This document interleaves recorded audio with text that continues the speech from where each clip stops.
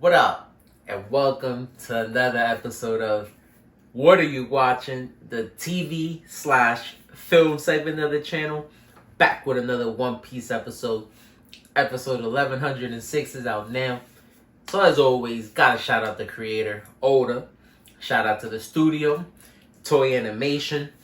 We appreciate all parties involved.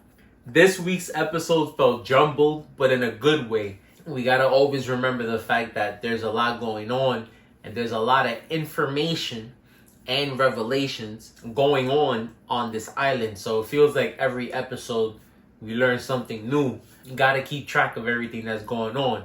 But in this episode, we learned that Sentomaru ends up being alright. We see that the pacifistas are still in effect. And so since Sentomaru was able to help the citizens evacuate, they were able to patch him up, and so everybody's just in recovery. And at the same time, while all this is going on, we see that everybody else is still meeting up at the lab and trying to make plans. And so now the Straw Hats are all together in the frontal dome, but they just have to find Bonnie and Dr. Vegapunk.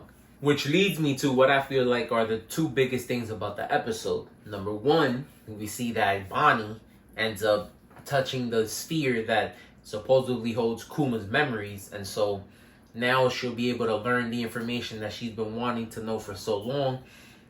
Where did things turn for Kuma, and why did he decide to go the route that he did and work for the government?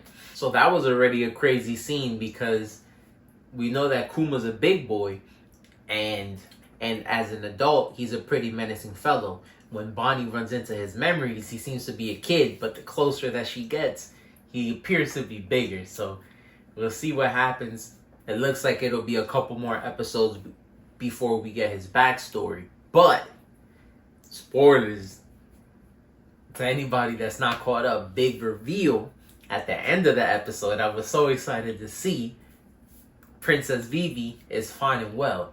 She's staying with Mor-san, who's like the Jonah Jameson of One Piece.